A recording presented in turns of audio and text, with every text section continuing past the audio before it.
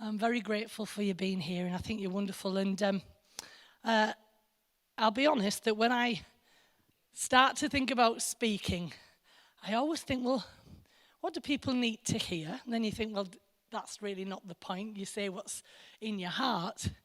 But after saying that, I'm aware that, you've given a night, and we want to make what we say count, and we want it to be meaningful. And I must have chased 25 rabbits today, all over the place, thinking about things that, stir me and things that I'm interested in particularly. I like to look at the history of the Bible. I like to be able to say whether, something that has been given me over the years has actually got a different meaning or could be, interpreted in a different way. I love that sort of thing. But then I also recognize that it's not always necessary to know that, because I think sometimes we can know a thing, and does it actually make much difference to certain things in our lives? We can bring some of that stuff. If you ever want to pursue a particular thing, will you tell us? So, like, for instance, I'm happy to speak on Revelation and end-time prophecy, although I don't believe in much of it anymore. But if you want to look at that sort of thing, we'll happily do it. But what I don't want to do is bog us down with that stuff if it's not that important, if you see what I mean. Although, having said that, it is interesting to note at the minute, and some of you might be connected with people who might actually reinforce this, but in America at the moment, because of the very staunch evangelical, what they call the Christian right, because they still heavily believe in end-time prophecy and the second coming of Christ, everything that's going on in Israel and Donald Trump and all of that, it's making it rather scary. Not because necessarily it's what the Bible has said, but it's what people might make happen because they think that that's what the Bible has said. Now, think about that. So there are people getting potentially excited about a third world war, and I'm thinking, well, no, please don't. I was online with somebody, and I just says the only thing that will happen is not necessarily Jesus coming again. There'll be a lot of people die, and we don't want that, do we? Be honest. Can you just take the lid off that for me, please? So sometimes it's interesting to look at this stuff because of what's happening in the rest of the world and how different people respond to different things. But anyway, what I felt that I wanted to do, we say on a Wednesday night that we're on a quest for an intelligent faith, which means that we have to look at things intelligently. And I read a quote that said this: intelligence isn't knowing everything, but it's the ability to challenge everything you think you know. And I'm 61 now, and I know that over the last 17 years particularly, and maybe going on 20, there's been a lot of things that I have challenged because I thought I knew, but, there was another way of looking at it. And when Danny in the What's On that was played on Sunday said, Chris is going to be giving us a new perspective, I thought, oh, am I? I've got to find one or whatever. But, what we are going to be doing is basically challenging what we think we know. And there might be things that I say tonight that challenge where you are. But I want to say this, that doesn't mean to say that you have to change what you think. And I want that to be very genuine as we are as a house, as we are as a church. Just because I might think a certain way doesn't mean to say you have to immediately go and change your mind about something. That's why we need the Holy Spirit within us. It says that He will guide us into truth. And I know for a very long time, my major problem was I just swallowed everything that I was told. And once I started being more my own person in the sense of being willing to believe that I could hear for myself, that's when a lot of things change. Now, we've said many times that Abraham had to leave his country, his people, and then his father's house. They were levels of influence. You know, country, it influences you, but not as much as your people, your culture. And then, of course, when it comes down to father's house, that's the biggie, isn't it? And I know we all get worried if we're challenging things that are held by family. It's always tough, isn't it? So there were the three spheres of influence that Abraham had to leave. Now, you've gone the journey with us, and I'm so grateful that you've done this. And it's brave to do, because you know that it's a bit like cutting the branch that you stood on in a tree. If that's been your life, your identity, and you saw that branch off, potentially the only way is down. But what came to me today as I was thinking about this is that a bird doesn't worry about going out on a limb, on a tree, because it trusts its wings. And it really moved me as I was thinking about that, because rather than putting faith now in a doctrine or in a branch of a tree per se, we're actually putting faith in our wings. And I believe that might be a word for somebody tonight. So now it's interesting that when I speak tonight, I want to almost have a disclaimer that says that what I say is not necessarily the view held by others. So, you know, I'm on an aeroplane. He can't get me right now. But, you know, I don't always agree with him. It's interesting. We've just had our 42nd wedding anniversary. And when we got married, we were equally yoked. Now, for you guys, you'll understand what it means to, or should I say what is interpreted by being equally yoked, is that basically you should basically believe the same sort of things, be very much connected in a unified understanding of things. And we were clones. We were chipped out of the same rock.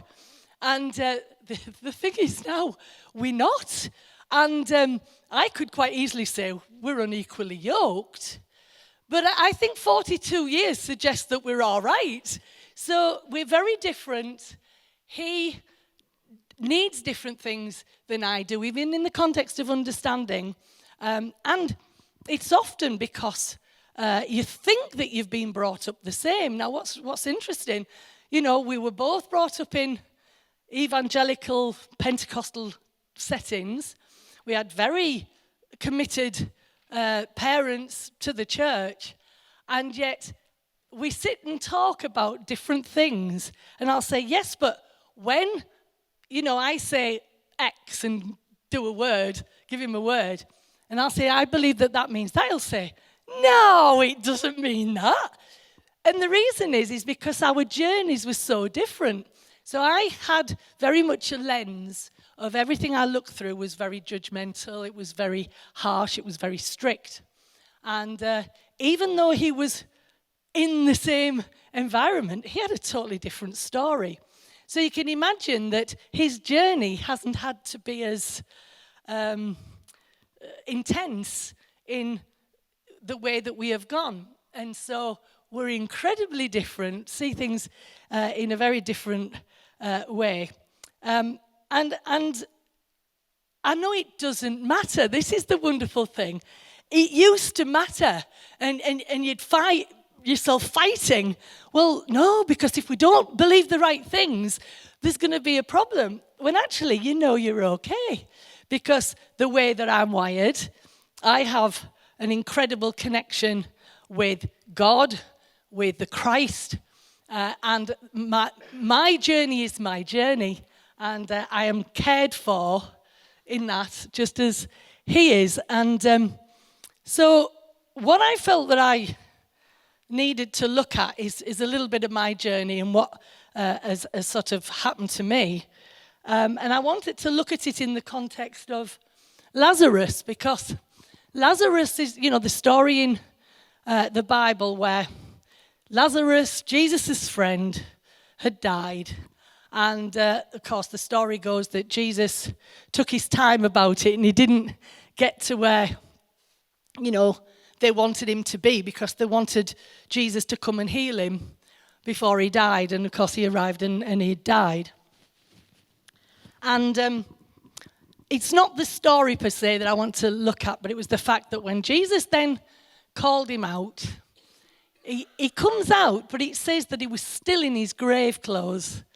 And that just moved me today, because I'm thinking, yep, he was alive, but he was still in his grave clothes. And you start to think, how did he get out? Did he come tottering out, or what? Did they carry him out? I don't know. But we do know that it was at that point where Jesus said, sort him out, unwrap him, get the grave clothes off him. Now, the issue is that those grave clothes represented a bondage to that body that they had to be got rid of. And while I believe categorically that I have come out of a death, sometimes there's much stuff still got to be unwrapped. So I don't know whether we're going to maybe call it Lazarus Unwrapped or what. But when you've been entombed in a lot of religious beliefs, you must be called out and you've got to start to unwrap from those grave clothes. And it's interesting, Jesus said he's not dead, he's just asleep. And sometimes people worry when we talk about the deconstruction of things. And sometimes it can be seen as very negative because it looks as though all you're doing is tearing down. But to me, it's not negative, because I want those grave clothes off. I want them moving. I want them got rid of. And for me, it's about a newness of life. It's about modernizing or expansion or being more useful or more practical or growing into things or more space or more room. And I told you a few weeks ago that I had a project going on where I was 2 rooms upstairs. One is my craft and sewing room. The other one is Anthony's office. And Connie and Riley have shared a room downstairs. And of course, as Riley's got bigger, the bed's got bigger. And, you spread to fill the space. And we realized they needed sort of different rooms upstairs. So I embarked on this massive job, and I'm not kidding you, it has been huge. And the stuff that I've had to pull out, look at, decide whether it has, a value, excuse me, where it's going to go, am I going to keep it? I've done that many trips to the charity shop.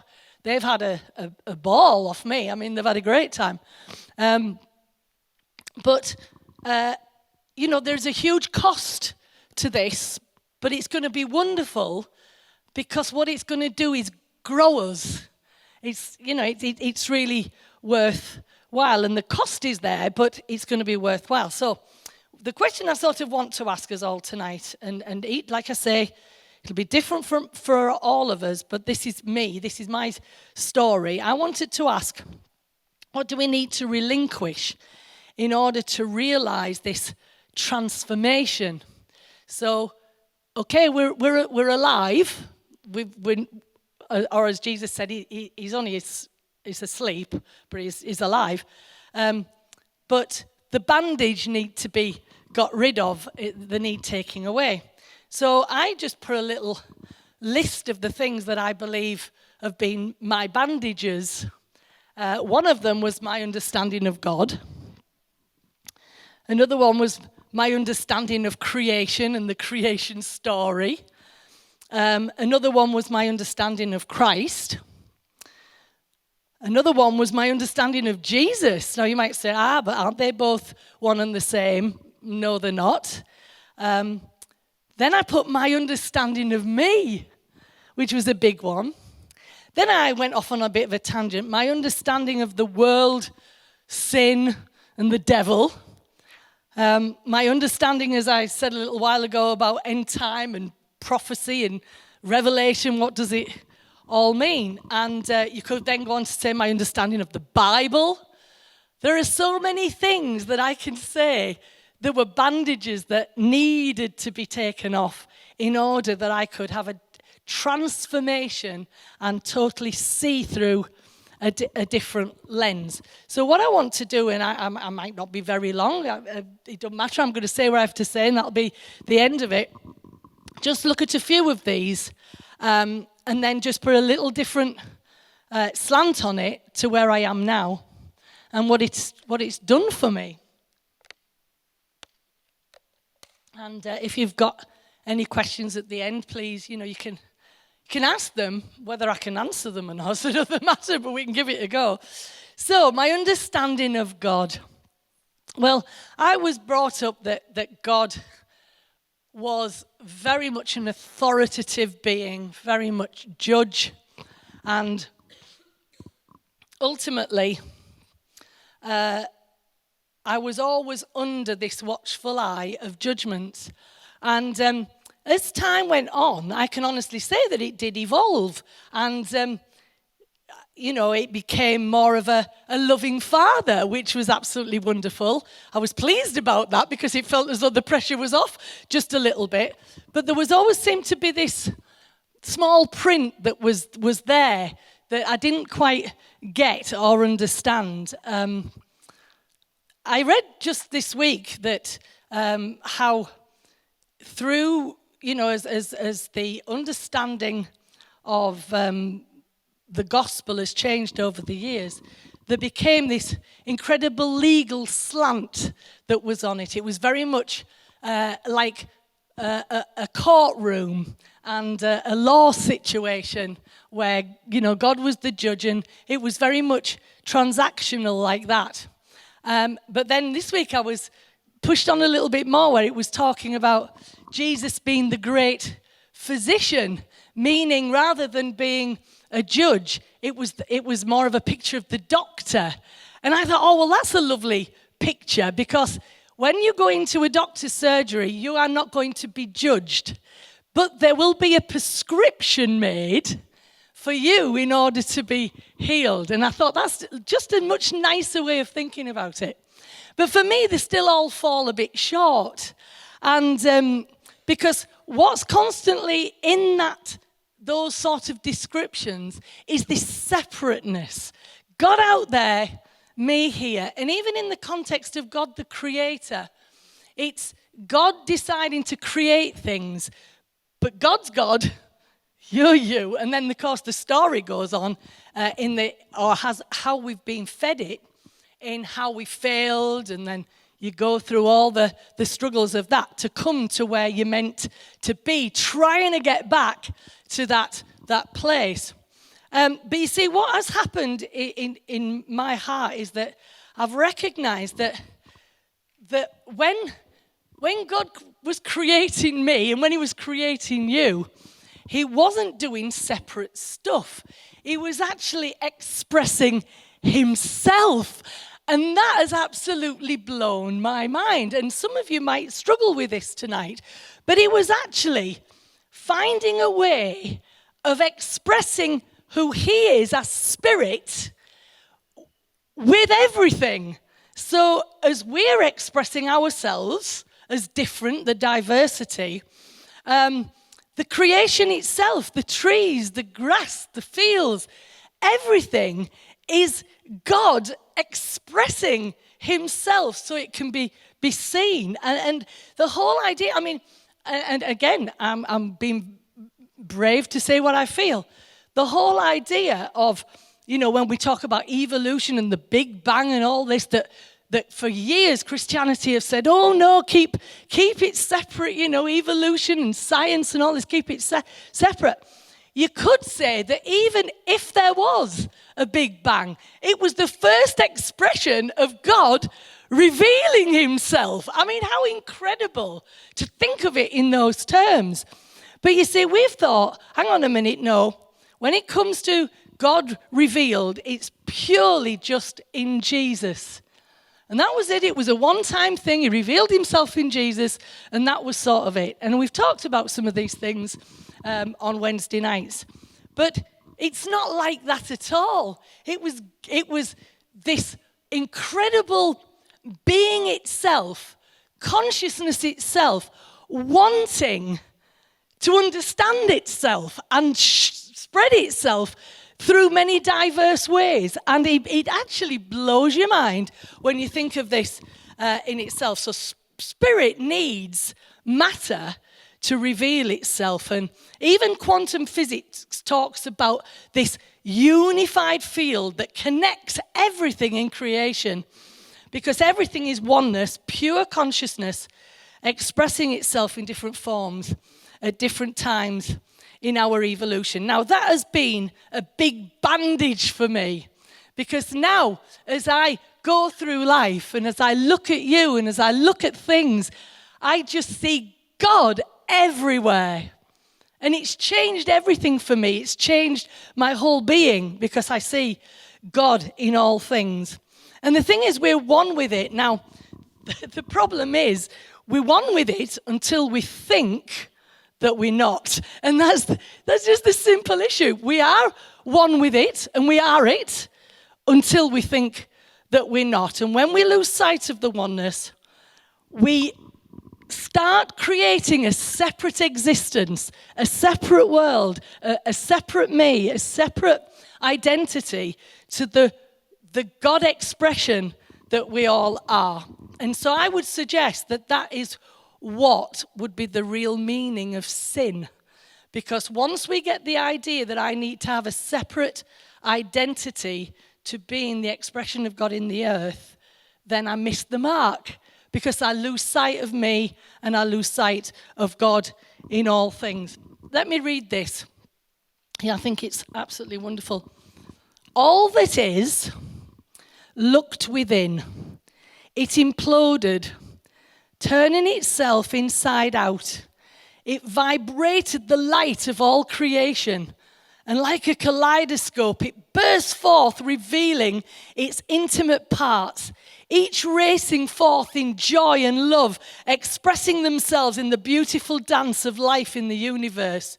The one became many, with each of God's many parts temporarily forgetting their identity as a whole, so each could then witness the beauty of God in its entirety. Whoa! Now, I don't know what that does for you, but it gives me a bigger picture. I mean, you've looked down a kaleidoscope, and every time you just move it very slightly, what happens? You get a different picture. And you think, whoa, oh, that was fantastic. And then it moves a bit. And then it moves again, and it moves again. And you think, you never have one ever the same. And it's absolutely fantastic. Now, there is no end to what I am can mean. Think about that. In the context of the picture I am giving you, and we know that God is known as I am, there is therefore no end to what I am can be. Now, I find that very, very powerful.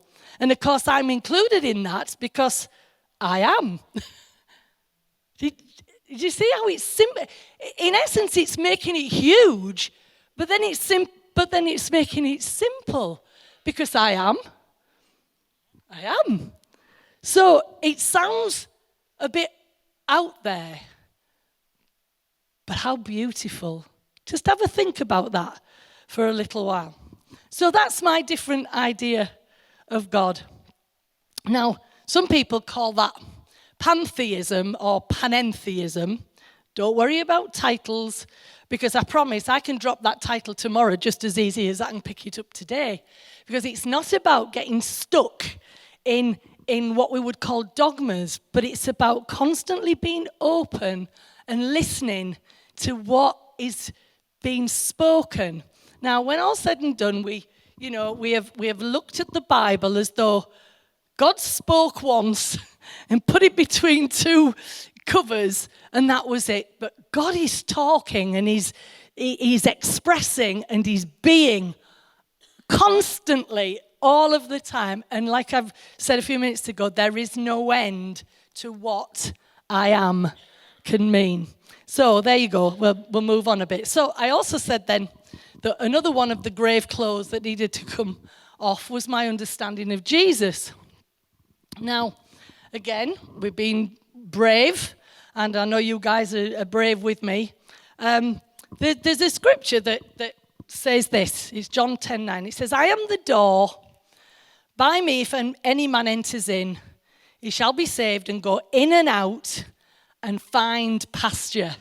Now, in itself, you've got a few bits that have got to be, you've got to put your question mark with it and say, hang on a minute, what's going on here? Because the bit, he shall be saved and go in and out, think about that. What do you mean you'll go in and out? We were taught you go in, the door gets shut behind you, and that's it. You're more or less trapped for the rest of your life. No, it's go in and out and constantly finding pasture. That is awesome. Pasture is your what? Nourishment, yeah, that's great. Or I was going to say portion. It's what you're going to get. It's what's there on the list for you. But the thing I wanted to look at was I am the door.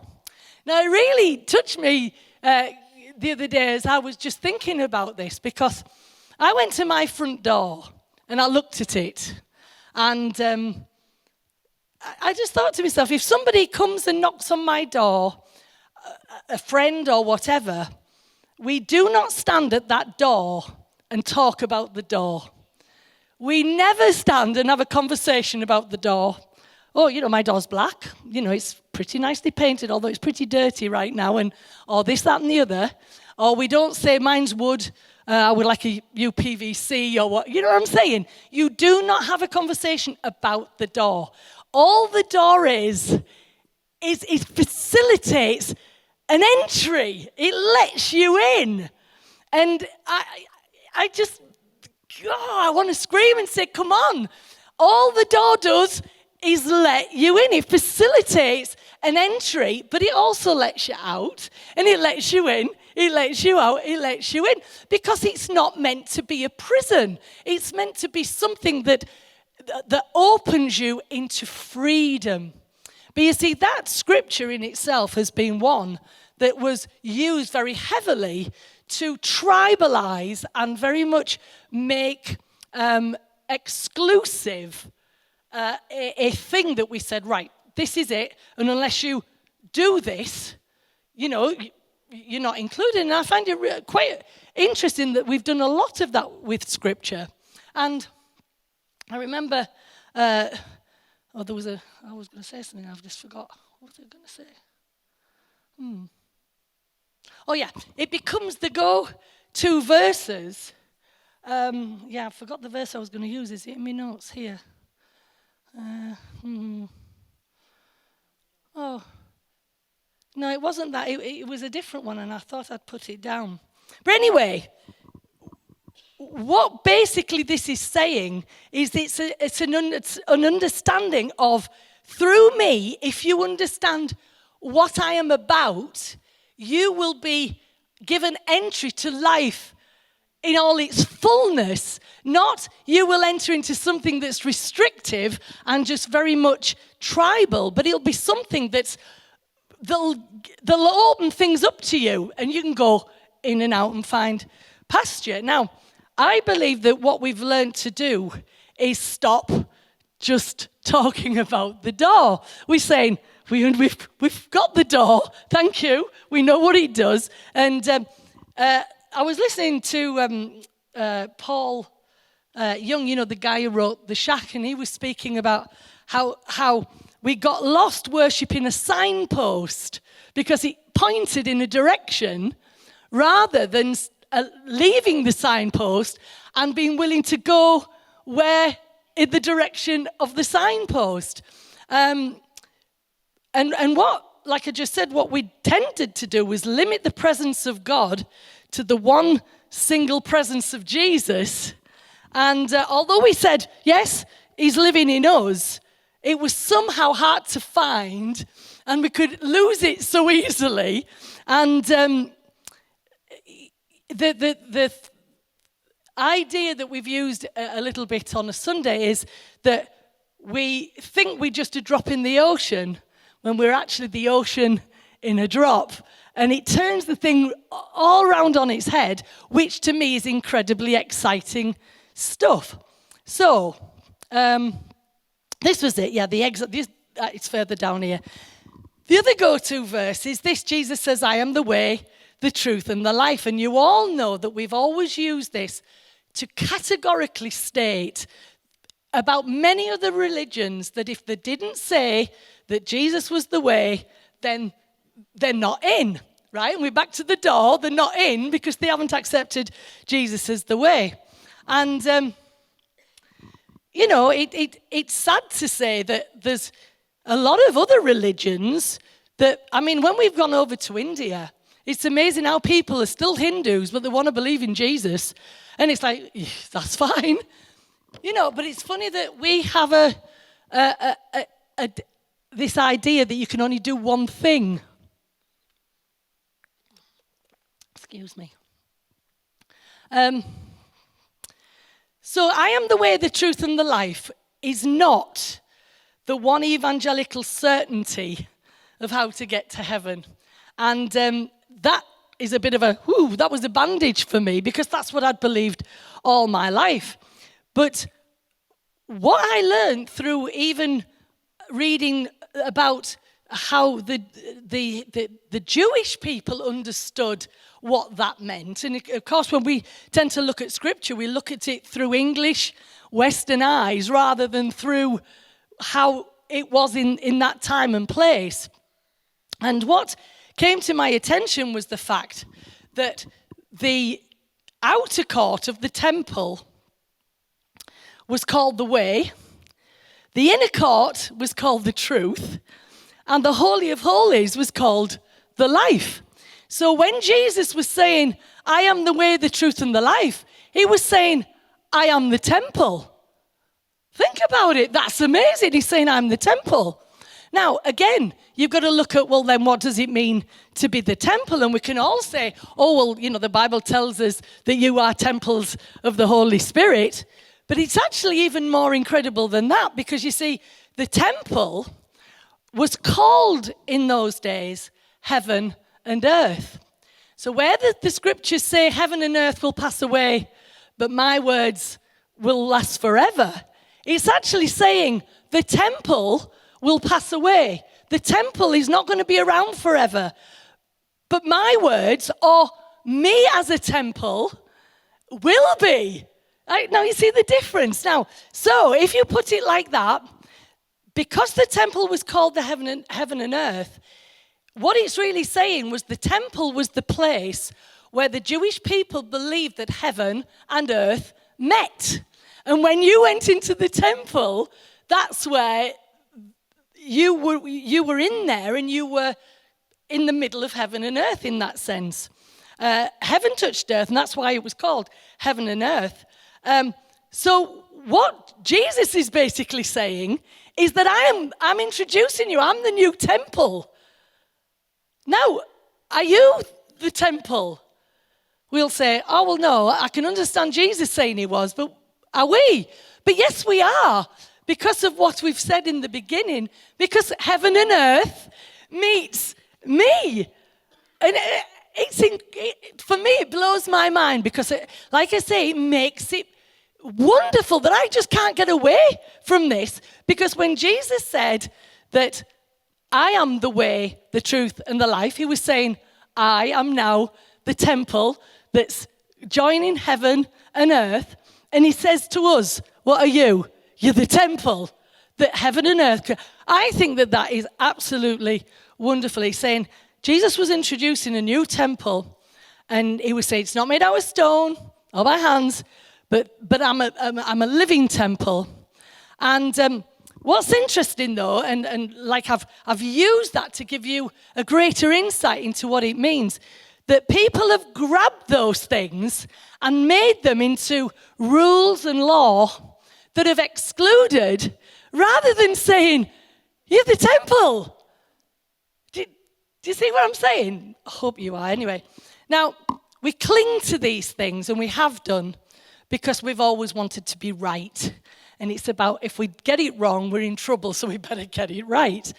But there's also an idea that we cling to things for security. But in the story, when Jesus rose, there was a woman at the tomb, and he says something which is quite interesting. He says, don't touch me, don't cling to me. Don't cling to me is the word that's used. And yet, what seems to be what we've done is we've clung to these things rather than just letting it pass. I was going to say pass through, as it sounds a bit ghosty, that, doesn't it? Pass through. But actually allowing them to just set us alive, to bring us alive, and then allow us to go in and out and find pasture. Are you with me? Rather than clinging. So anyway, we tend to cling to stuff, and what then we've got is something very tribal, and it falls far short of the real truth of it all. So we forget that we are now temples. We are the way, the truth, and the life, because it's where spirit and matter meet. It's where heaven and earth meet. And if you don't remember anything tonight, that might be something for you to just remember. Because as a man thinks in his heart, so he is.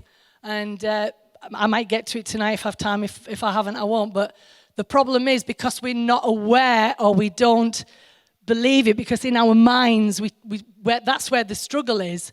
We forget that we're the temple. So we're always looking for some external thing rather than actually saying, I'm a temple. Smile. Do give me a smile. Great, okay. So the other thing, the other grave cloth that had to come off was the understanding of the Christ. And I'm not going to say too much about this, but I do want to help, because I know that for me, I have struggled a bit, because the names have been synonymous. Is that the right word, synonymous? So when you said Jesus, you're talking about the Christ. And so it can be a little bit confusing. And also, when we're talking about these things, I know some people have really struggled with Richard Rower's book, The Universal Christ, because the moment you call it the Universal Christ, it immediately has a connotation of Christianity, when in fact it's that's why it's universal. It's universal. So the point I want to try and get over to you is that, yes, Jesus was the Christ, and I know this has been said many times over the last few months, but the Christ wasn't just Jesus. And that is so important for us to get our head around. When we talk about the Gospel of John, when he talks about in the beginning was the Word, we were taught that was Jesus, the Son. But in fact, it would be more correct to say it was the Christ, because Christ was the Logos. He was the blueprint. He was the raw material from which everything was going to be made. Now, I don't want to freak you out, but think about it this way. Every religion has its Christ equivalent. Now, in Hinduism, it's the Atman. And then there's the Chi in something else. I don't know which that is, I forgot. Or, of course, there's the Buddha. Now, of course, if you put Christ and Buddha in the same sentence, people start to get really weird. But actually, it's just talking about the inner power of spirit and matter coming together in beings. That's really all it's trying to get across. And Christ is actually... And it's not personal. You see, Jesus is personal, but Christ is impersonal. And Christ is in every living thing, but Christ was in Jesus when he was a person. And please try and get your head around that and think about it in those terms, because what it does is again, expand the understanding rather than reducing it all down. So I wasn't going to say much about this, but we have tended to know Jesus without really knowing the Christ. And this has produced something not so healthy. And what we are trying to do at the minute is bring that shift back and bring that balance back. So the Christ is a cosmic and metaphysical reality before it's a religious one. And I love that. I'm thinking, yeah, we're talking about... That is, whether you're in this religion or not, you ain't going to get rid of that fact. The Christ is, right? And then Jesus is the personal, the historic. But what Christians have tended to do, and Anne said this wonderfully, said, we called ourselves Christians, but we were really Jesusians or Jesuits because the focus was on Jesus, and that's sort of where it stopped. And we never got into the universal, impersonal reality of the Christ, which was, very important. Anyway, I read this morning, and I felt it was worth bringing to you. Jesus is how we look at God through a microscope, as he is the exact image of the Father. But Christ is the divine telescope. I like the way it's gone from small to big. Through which we can see reality beyond the limited and our bordered prejudicial walls of what we are able to understand. So the one is a microscope, the other is a telescope, and I thought that helps us a little bit in how we look. Now, this is how I want to put it then about my understanding of the Christ. When I am united with Christ, my ego... My flesh, whatever you want to call it, loses its illusion and perceives at last the truth. I have never lived outside the great all, and I'm inseparable from it. It returns to its original condition, Son and Father united, the soul is one with spirit, and when a person reaches this understanding, he no longer needs dogmas to cling to. Because the penny's dropped, at last it understands the truth that when I am united with the understanding of the universal Christ and the fact that all creation is a manifestation of God, then we don't need dogmas to cling to. They might be helpful, there might be information that we can use, but we don't have to cling to them. So a Christian should be simply one who sees the Christ everywhere. Simple. Now, it's simples, yeah, but not so easy to do. And that's the challenge, isn't it? All right. How are you doing? All right. Okay, so here's a question. What is the truth of your being? Now, I don't want to shock anybody, but I have to say this as he said it. John Paul Young, who I was listening to, who wrote The Shack, the film, he says he was brought up with P-O-S-T. Let me put it this way. He was brought up on P-O-S-T, post. It sounds like a syndrome, doesn't it? And are you ready? I apologize for because I've got to use a word here, but it's what he said. And it was this: piece of shit theology. So I apologize, I don't want to offend you, but that's what POST stands for.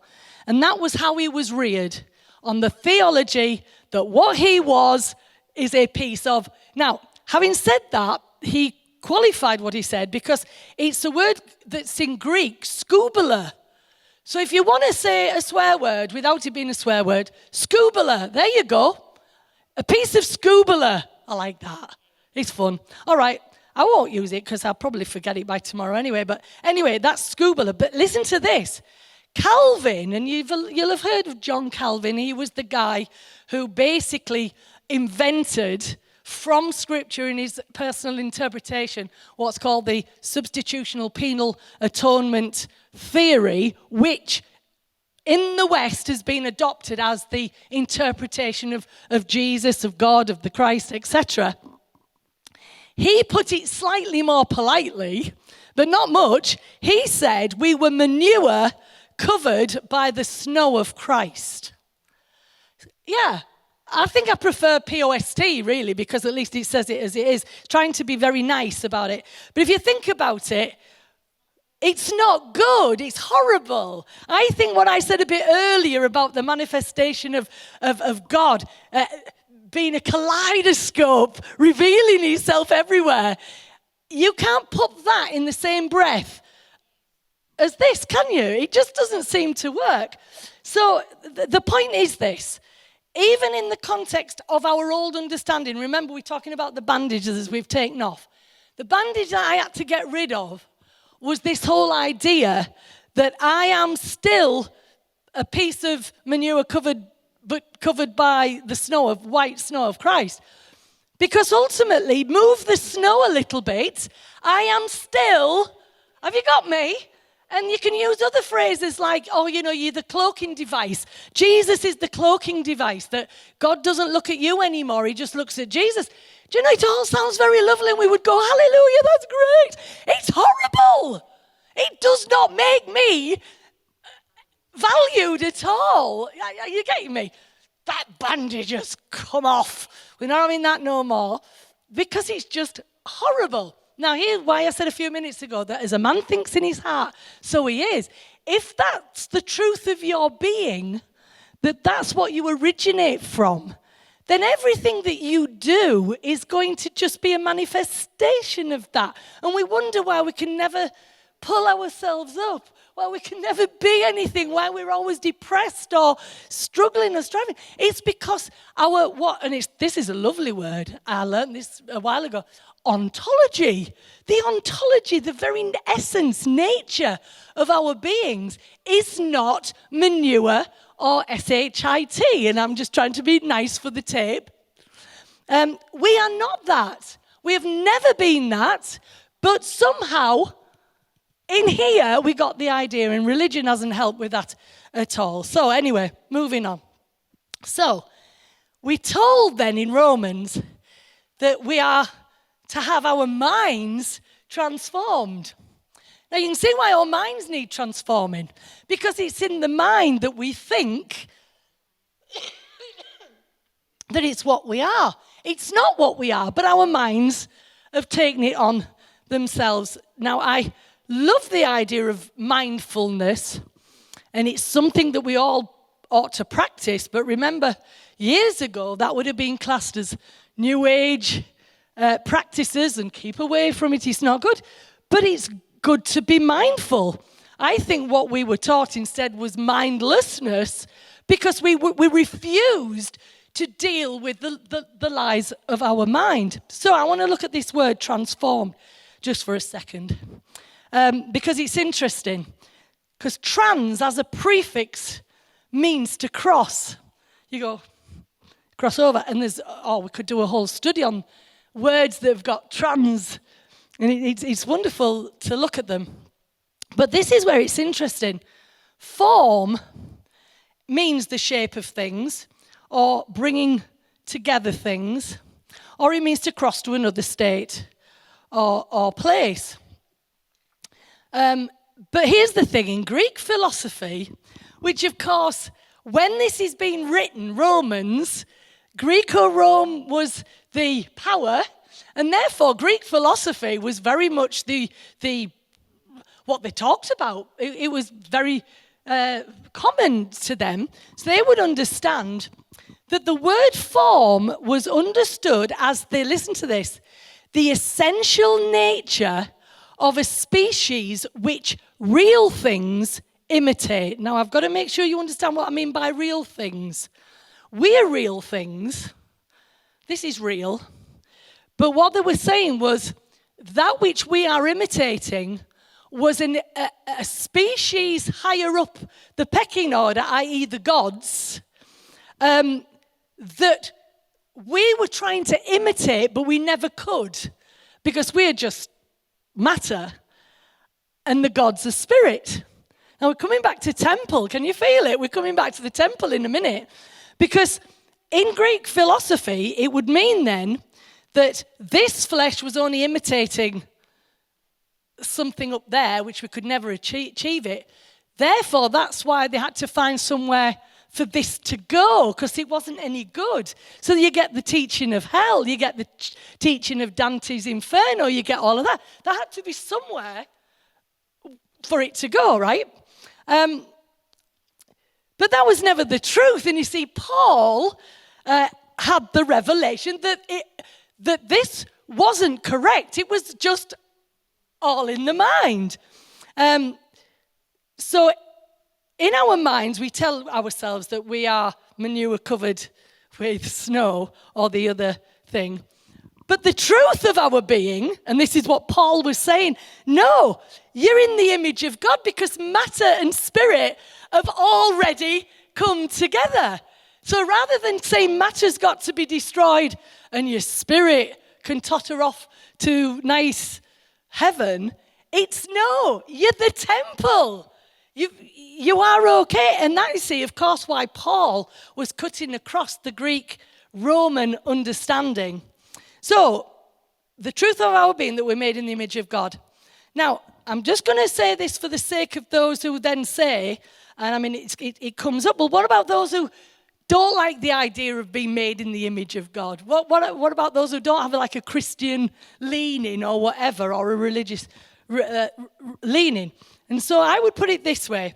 A higher consciousness is the essence of who we are. A higher consciousness. We come from something greater, right? And that's our essence too. We may call it presence, awareness. We can call it God, or the unconditioned consciousness. But in ancient times, it would be called the Christ within, or your Buddha nature. And I'm thinking, heck, Buddha nature, here we go. Because what it's saying is matter and spirit have come together. So unless we allow this to be our truth, we will find that the mind will control. It'll constantly tell us that we're the manure covered with the snow, rather than saying, no, I am of a higher consciousness because I am now the temple. Yeah, so I've become the snow rather than just covered by it. Okay, so be transformed. In Greek terms, it's sort of saying, stop letting your mind tell you that you are a copy when actually you're an original. Okay, so just one more, and then we'll wrap it up. The other bandage that had to come off was the understanding of me. Now, I've covered that a little bit in talking about the idea of what is the truth of my being. We've covered that a bit, but I just wanted to put a little extra bit here about the woman at the well. And it's always moved me, this, because the woman at the well, she was convinced with all her religious trappings and all that was going on, how she'd been brought up. She was sort of convinced that if she found God, she'd be fine. And she sat at the well asking questions about doctrine. And she's saying, they say we should worship on this mountain or worship on that mountain. You can see how it's suddenly become not about who I am. It's about dogmas and stuff again. And she's saying to herself and to this person who she didn't know at the time was Jesus, but she's saying, if once I find that, my thirst will be quenched, and I won't have to do this trip to the well anymore, sort of thing. That's what she's saying. And of course, Jesus talks to her, and he talks about the water that I will give you. If you take it, you'll never thirst again. I mean, that in itself is fantastic, because, again, another piece of grave clothes that's need to come off is the fact that you're always having to have more. You're always having to go for more, strive for more. With a temple. And he then basically says something to her, and she gets up, she goes off, and she tells the village everything that has happened to her. And there's a line that says something about, come see a man who told me everything about me. Well, it doesn't say that at all, but, we know that that's part of the story. So what did he address? And this is just my way of looking at it, that basically he just knew her. He knew who she was. She didn't need approval of anybody. She didn't need a perfect relationship because obviously there was all the stuff in a background going on and her life. Or to be even sure and certain about rigid doctrines of this, that, and the other. It wasn't a religious thing she had to sort out. Just as she was, what he knew, he loved and accepted. There was nothing she needed to do. And the most lovely thing about this story is in verse 28, it says, and leaving her water jar, she went. She'd come for water, but in the end she didn't fill it. Are you following the picture? She left it, which it implies that she'd had a drink and she didn't need to fill that, but she went. You see what I'm saying?